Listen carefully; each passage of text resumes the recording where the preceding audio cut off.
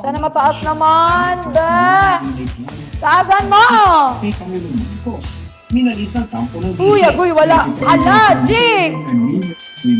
BBM ko no, Triple. Sana. assassination plot. Two!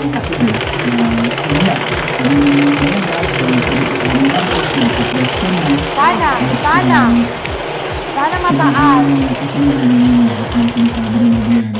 Taasan mo na! Tingin ang kampo ng bise, may motibo si Madriaga sa pagharap sa House Justice Committee. Isa pa. Ang motibo niya na ay para makalabas Ay! naman. Sana. Kahapon sa pagdinig, tinanong na rin ukol dito si Madriaga. Ang tagay na Oh, kanyang akbang itinagin. man. Hi! Yakin ka sa hubungan at G! ego na ginagawa mo ngayon. Sana. Itinanggi ng Malacanang at Senador Apoy. Academy o sa Manuel Marcos na Clark Term Sharing Agreement na isinuwalat ni Ramil Madriaga. Kung siya sa sinabi ng Vice na tumalya ang gobyernong tubulan ng pangangailangan ng publiko sa gitna ng all crisis. Ay! Nakatutok si Ivan Aileen. Hoy! Beating the record na si Chino. Kanina. Alright, let's G! Sa isiniwalat ko na din Madriaga sa House Justice Committee na may kakagawa sila ng mga Duterte na makakasa sa puso sa taong 2025. Wala ko rin ang Sige na! Kumo na yan! Hindi po yan mga kampanya para lang po ibigay ang posisyon kay kanina. Ang sabi ko po na nangako po siya na siya'y magkakatrabaho sa bayan at tatakbo sa ng termino. Bibigay talaga action ko on that particular point. Siya po ay nagawa.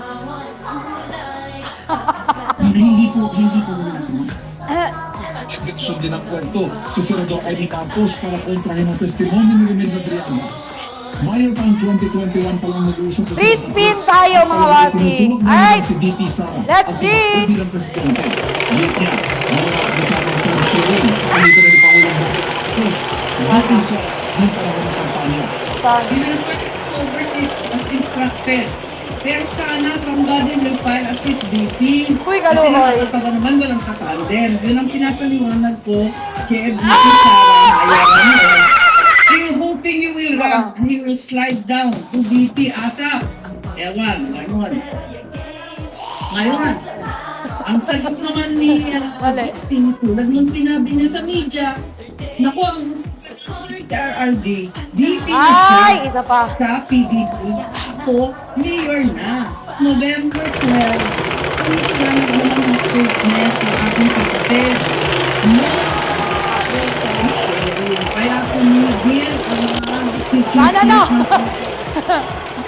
Hi! Sinisingit nga namin na yung Sige boss. na. Ang pagiging pangulo para kay Inday. Sino naman kalokohan ng galing yun? Wala lang si dating Paulo Rodrigo Duterte sa Pinito. Isa naging kandidato ang PDP laban. Nalabanan niya ang kwento ng Madriaga na Hindi nga November 21 na buo ang BBM Sara Tandem. Uy, kaluhoy! Bongbong, Pangulong Marcos, alam mo ang totohanan. Andun ka. Kung hindi mo ito ipinagtutunan, hindi mo tama ang kasinungalingan na ito. Huwag mong Hingal! ang mga politikong ginagamit ang sinungaling na sinabihan. Ang pagkakaalaman ng sinasabing sa katotohanan.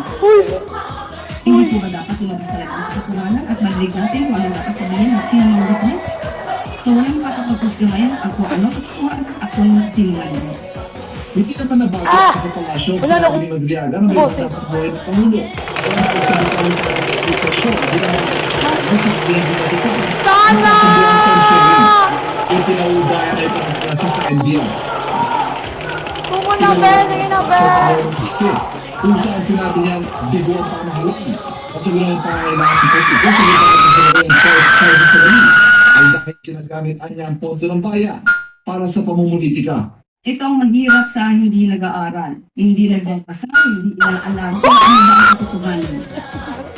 The brain does not feed itself. Thank you, Lord. Uy, congratulations sa inyo.